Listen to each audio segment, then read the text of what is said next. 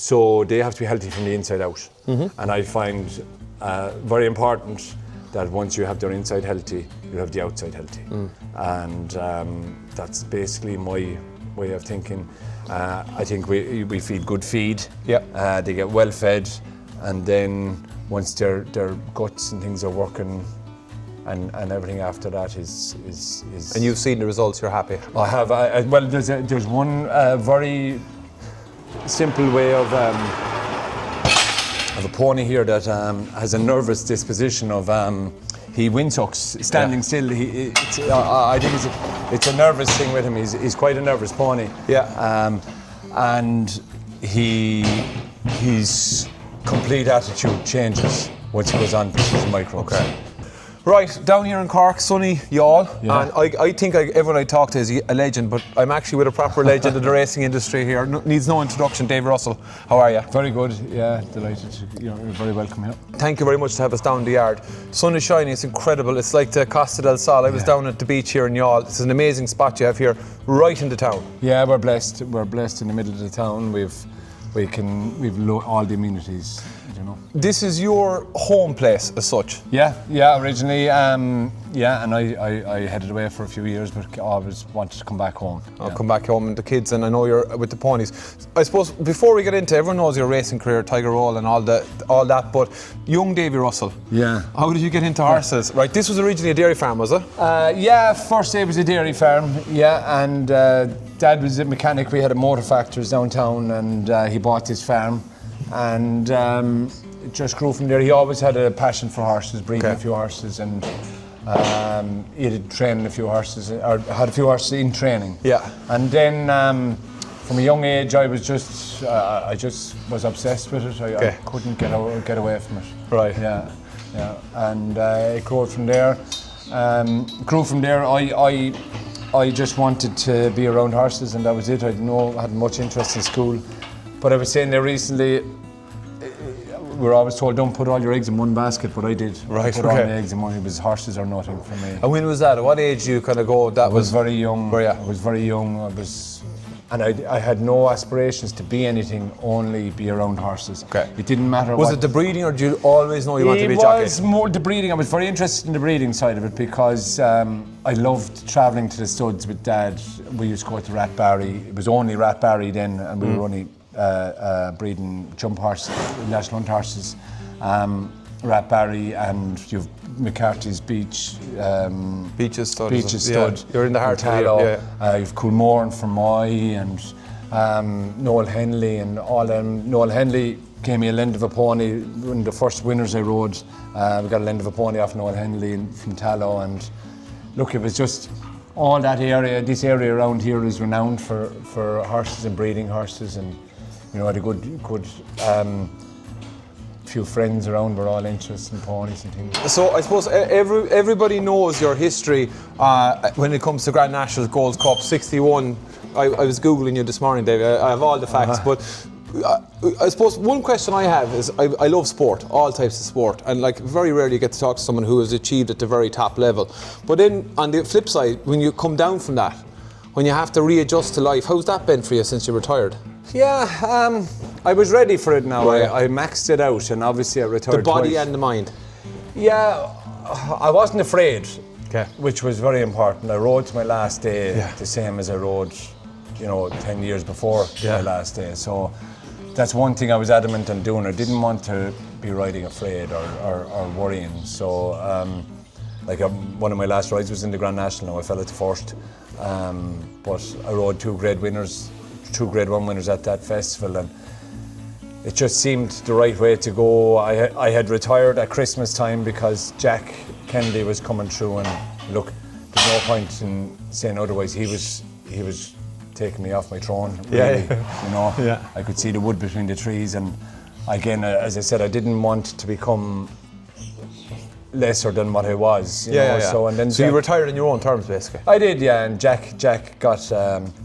I was lucky. I broke my neck about a year and a half before. 2 years before I retired, and I could have retired then, but I didn't want to. I wanted to retire on my own terms. I had quite a nasty injury with my neck. I broke 3 or 4 vertebrae and crushed one, and they had to be replaced and fused, and that was a huge battle to get back. And I got back, and when I got back then, I actually really enjoyed the last 2 years of my career, like better than any part of my career. That's good. I loved the very start of my career when I started riding winners as an amateur. Through the middle was tough, trying to be champion jockey, and you know, you're going hammer and tongs, and I was very, as a sports person, you have to be very selfish. But there's no room for anything else. Only that, only what you're doing. Only what I'm doing, and I was very selfish through my career. But the last couple of years, then it wasn't. It was very enjoyable. It was so enjoyable. Gordon was behind me so strongly that he allowed me to enjoy it, if you know what I mean. I wasn't fighting for my place. I had my place, and it was Can you perform better when you're in that frame of mind? Are you better than when you're constantly chasing it, or does that age? Maybe that's a hard question to ask you, but is that age important to have? Or it's a great question. I do feel as a young person, I needed a challenge. To fight for my position, and then as an older athlete, I needed the stability of knowing that I didn't have to fight for my place, you were safe. That I was safe, and I was happy with that. It was just something that happened. But Gordon is a brilliant man to manage things, and I tried to explain it on television, that his ability to manage jockeys and the people around him is fantastic. Because it's a big team. We've been there. We've been in the yard. It's a huge team, and he's very prominent with the use of, well, a lot of the things that I do here would be from people that I've worked with. Yards you've been in. And I learned, and what I learned from Gordon was that he leaves no stone unturned, and I think that is most important. And you would have that anyway, because you can't get to where you're in your part of your career by just pure talent alone. You have to look at all doing everything right, don't you? I genuinely say I wasn't the most talented jockey. I just had nothing else on my mind, really. I just wanted focus. Yeah, and then I was lucky to the people that had supported me from the very start. There was an awful lot of very local people supporting me at the very start of my career, all around this area, and then, like, even from Ferdy Murphy and onwards, from all them, even Charles Burns, all them people that supported me, Robert Tyner, you know, I had fantastic people. And I always say, any big winner or any winner I rode, never really rode for a bad trainer. Do you know what I mean? I rode for some very, very good trainers. I was so lucky. Yeah. Interesting, but it's important to recognise the people on the way up, because they're the same people when you retire that when you come back down along that you know what I mean. Some people don't always do that. And do you know, people, what really pleased me were the voluntary people that are involved in point of points and hunting and all of that. What was as much pleasing as anything else was the way they followed my career, because they felt that they had an involvement in what I had become, from the simple reason that they were there at the very start and they followed me through, and I found that very satisfying, that at the very end of my career they were still there following me, you know. It's probably testament to you're the person as well. I think it's testament to the sport, really. Good. And it's testament to the involvement of people, the way people are so interested for no financial gain or for nothing else, only for the pure enjoyment of the sport. You know, and that's the most pleasing about it. Could talk to you all day about, I suppose, that level of commitment and at that high level of sport. But Davy the dad and Davy retired, right? So we landed in the yard just ahead of you here, and the Jeep pulled up, and the kids didn't open the door; they came out the windows and everything. So you're very much you're on dad duty today on school runs and stuff like that. But I suppose taking to the business, to the yard here and breeding horses, you gave me a tour of some of the horses. I suppose talk about retirement and where you are now in relation to what's the business like, what's the day-to-day like, apart from the school runs. Yeah, so like the thing with what I'm doing here is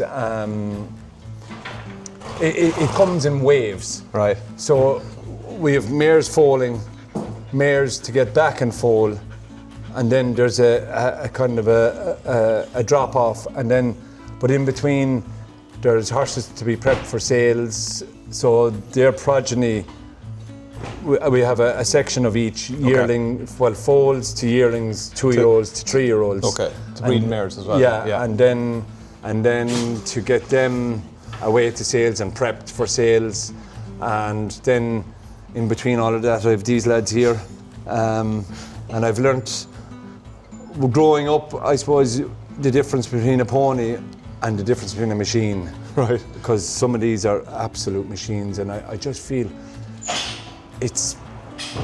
we're in an era at the moment of young riders and talent in this country.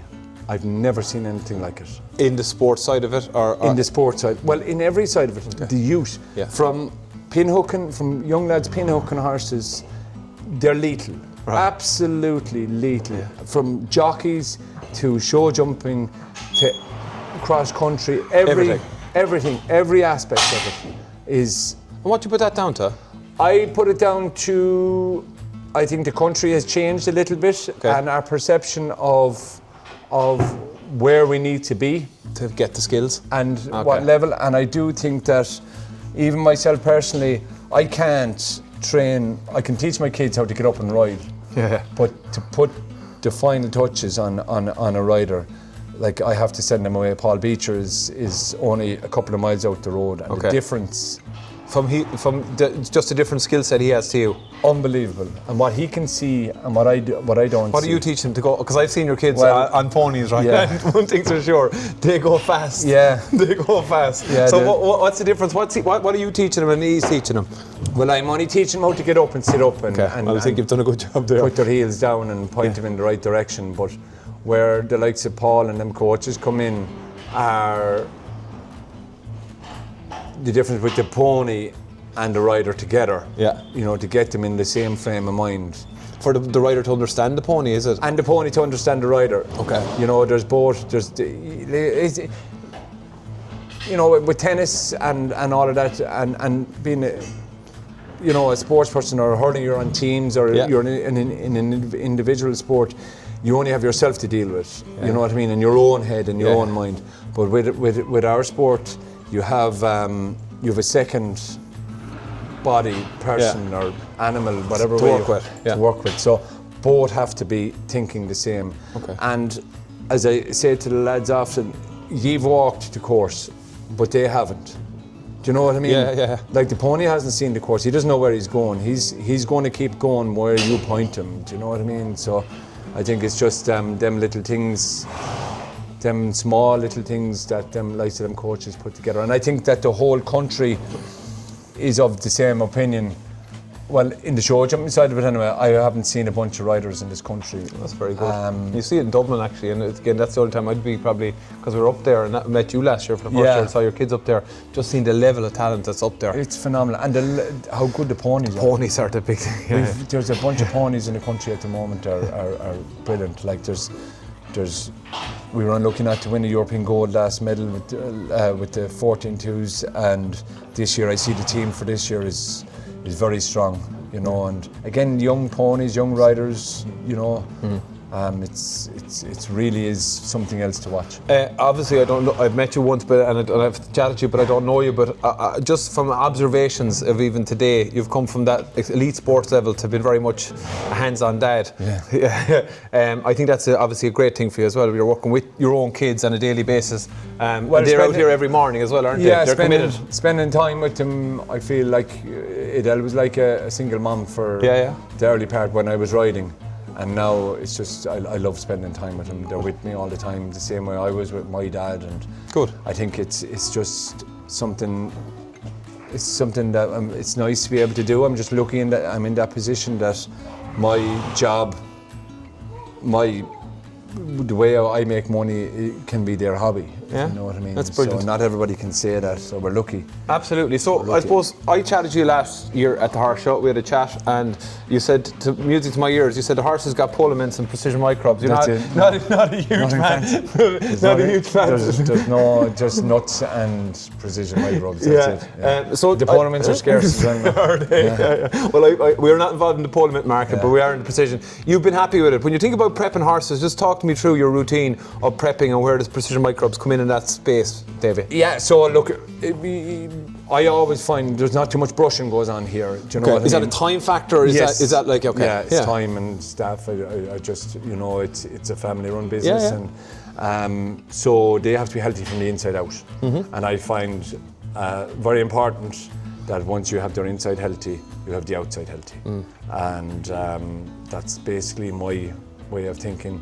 I think we feed good feed. They get well fed, and then once their guts and things are working, and everything after that is.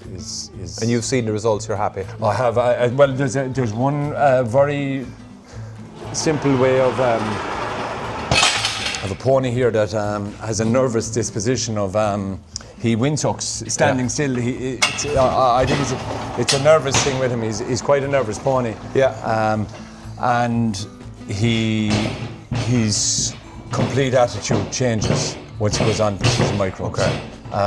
He's obviously fighting something in his tummy when he's at that carry-on. And there can be a behaviour with them as well. It can be a learned behaviour over time. And this is pony. If anyone's on your Instagram is White Barn Stables, isn't it? And there's a video of Finn on this guy at about 90 miles an hour. I think in Dublin, wasn't it? Well, I had to shout at it. It was actually in Mullingar at the Pony Championships. Right. Oh Jesus Christ! I had to turn away anyway because it was. Like as the fella says, I'm putting the boot to the board and I'm not stopping till I see the checkered flag.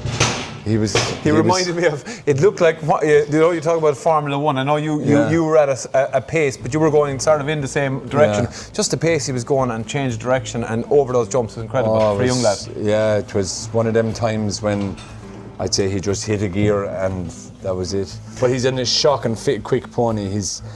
You don't have to push him. Actually, the harder you pull him, the quicker he goes.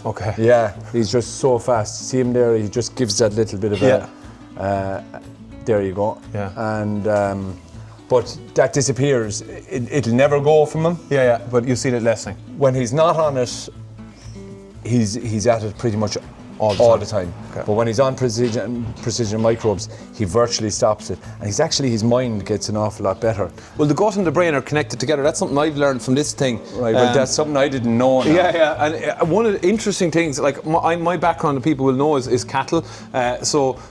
What I learned about horses in the last 5 years through this project, and of all the species we deal with, and I was telling you we've dealt with lots of different ones, the gut and the brain of the horse is probably the most interesting.